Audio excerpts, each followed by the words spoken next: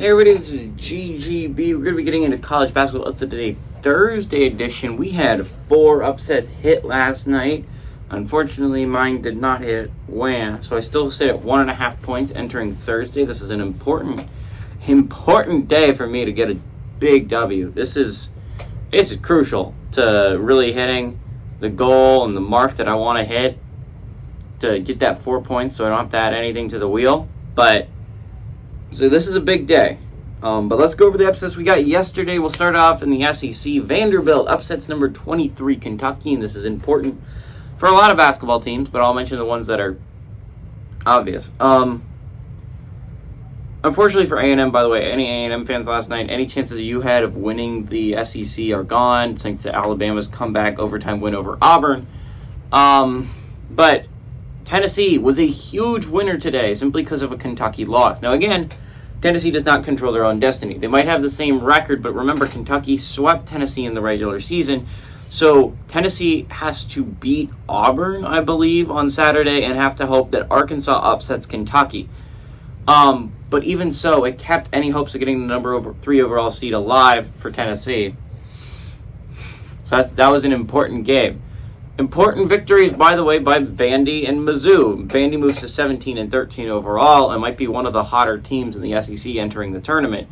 Missouri gets a closer win than you would like, win over LSU, but still a win over LSU, moves to 10 and 7, and is only a game back on Kentucky and Tennessee. So interesting scenarios can play out here with these basketball teams. Big wins by them last night. Biggest loser of the day is probably Auburn.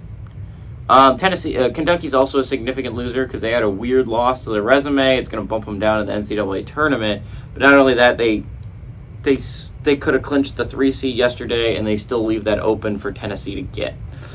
But big loss for Auburn. Auburn falls behind a game behind Missouri and Vanderbilt, and that last game's against a tough Tennessee squad. I know it's going to be weird to say, but also going to mention it. Auburn's loss is very beneficial to teams like Mississippi State, Arkansas, and Florida, who all sit at 8 and 9. Now Auburn sits at 9 and 8, only a game up on them. Only a game left, but if Auburn loses to Tennessee, Mississippi State, Arkansas, and Florida can all force tiebreakers. Interesting scenarios can play out here. Anyways, let's go to the ACC, where we saw a significant upset yesterday. Notre Dame, for a lot of people considered one of the worst teams in the ACC, beat what a lot of people considered the best team in the ACC in Pitt. And now we see a 3-way tie for first place with Pitt, Miami, and Virginia. Right now, Pitt is winning those tiebreakers. Right now, if the season ended today, Pitt would win the ACC, Miami would come in second, and Virginia would come in third. That's how those tiebreakers would work out. However, Pitt plays Miami this Saturday, and that could be a huge game for determining. That is likely the game that will determine who's first place in the ACC. Sorry, Virginia fans. You likely will be second, unless those tiebreakers work out differently. Although, I don't know. Virginia didn't beat Miami on their home court. So, I don't know. This is going to be an interesting game, to say the very least. That's going to be a huge game. Last time Pitt and Miami played, Pitt had a comeback win at home. Miami's trying to bounce back after a weird loss to FSU. This is going to be a great finale to see who wins the ACC. Notre Dame gets a big win, by the way. Not a huge win, but it keeps them out of last place. They're now a game up on Louisville. That puts them in a great position where Louisville would have to win their last game against a good Virginia squad on the road to even force a tiebreaker with Notre Dame. So Notre Dame should feel pretty safe and secure in that second-to-last spot, which was a big win to get there. Moving on to the Big Ten, we got Maryland took on Ohio State, and in a weird upset of the day, Ohio State beats Maryland, and now Ohio State is tied for they're tied for the second hottest team in the Big Ten with 2 straight wins.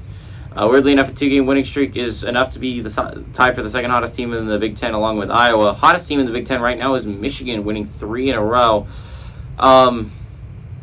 Big loss for Maryland, puts them at 11 and 8. But luckily for them, Northwestern also lost last night, which puts them at 11 and 8. So it's a 5-way tie for third place with Indiana and Northwestern. Actually, 4-way tie. I'm sorry, 4-way tie with Indiana for third place with Indiana, Northwestern, Maryland, and Iowa.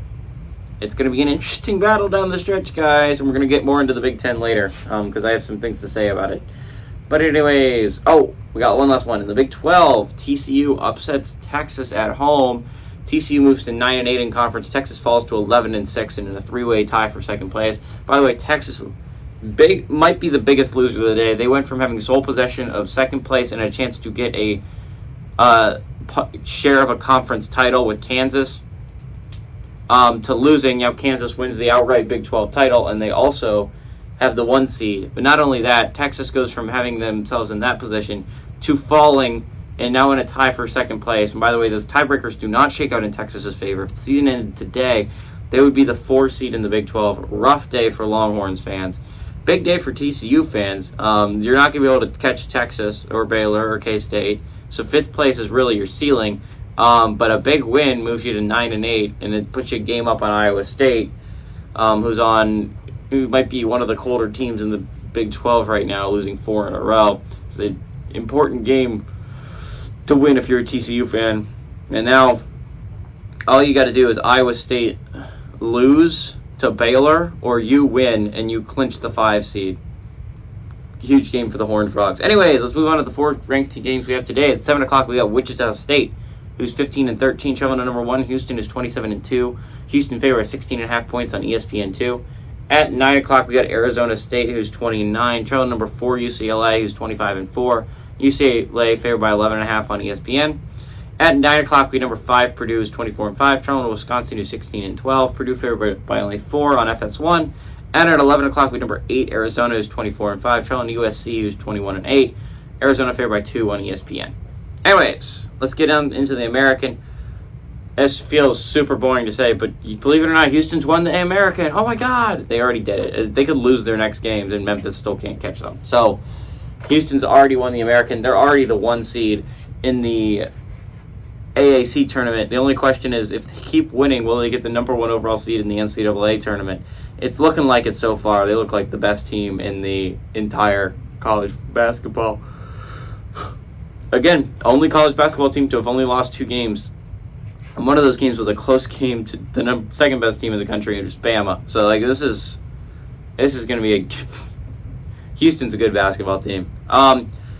We'll talk more about Wichita State because it's a little bit more interesting. Wichita State's in an interesting predicament, right? If you pull off the massive upset, you kind of want Temple to lose this one. Right now, Wichita State sits in 6th place in the American and 8-8 in conference. If you pull off the massive upset, you want Temple to lose because you could enter a tie for 5th place with the Owls. But the more likely scenario is you lose, right? I feel like that's not insane to say. It's not going to shock a lot of Shockers fans. Most likely scenario is you lose to Houston on the road against the best team in NCAA. It seems likely you lose that one. So if that's the case, you would fall to 8-9, which means you desperately want Temple to beat UCF today, because if UCF beats Temple, they also move to 9-9, and they tie you for 6th place. So interesting scenarios can play out here. Wichita State, highest they can go is tie for 5th. Lowest they can go is a tie for 6th. That's what's going on in the American. Not the craziest thing in the world happening. Move on to the Pac-12. We got 4 teams playing we got to go over. So let's go over. Actually, UCLA is the easiest thing in the world to go over. They won the Pac-12. That's it. They're playing for only NCAA tournament. They've won the Pac-12. They have the 1 seed. No reason to talk about them. Arizona USC is a little bit more interesting to talk about. Whoever wins this game is 2nd place. Whoever loses it is 3rd. And likely it will stay that way. So this is such a huge game for both the Wildcats and the Trojans. This is a huge basketball game to determine who's probably going to get the 2 seed in the Pac-12. An interesting scenario, if Arizona State pulls off the upset over UCLA, they move to 12-7.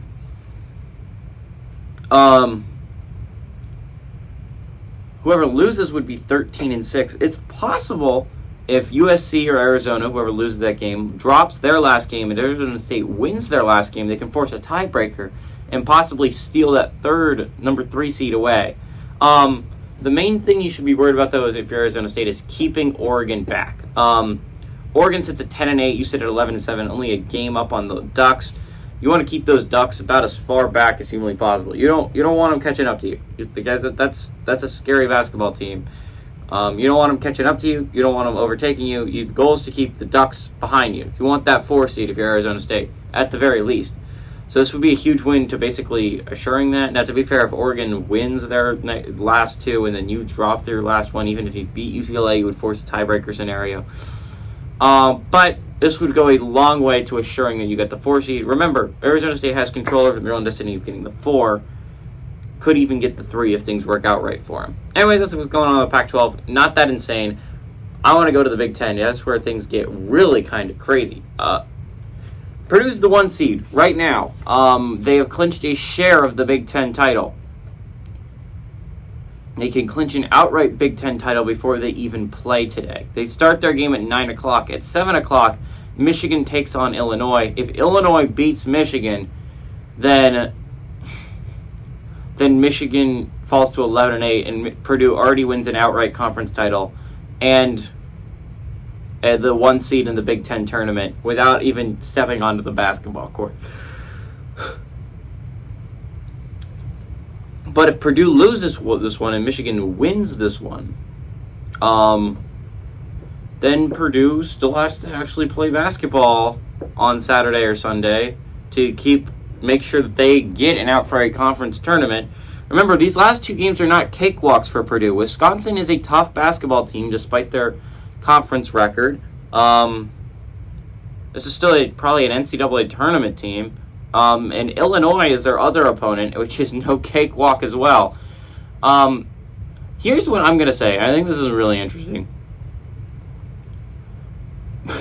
If Illinois beats Michigan and Rutgers beats Minnesota, we will have a Michigan, Indiana, Northwestern, Maryland, Iowa, Illinois, and Rutgers will all be tied for second place in the Big Ten. We will see a 7-way tie for second place atop the Big Ten.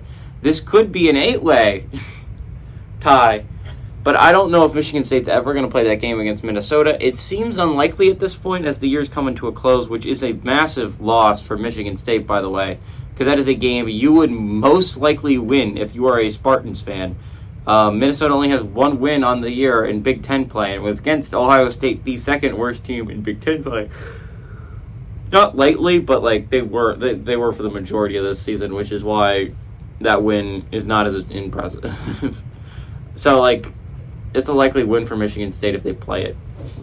This is a big game if you are a Wisconsin, or if you are a Penn State fan, or if you are a Nebraska fan.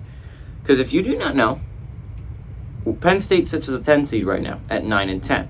However, if Wisconsin wins, they also move to 9 and 10, and Wisconsin swept Penn State.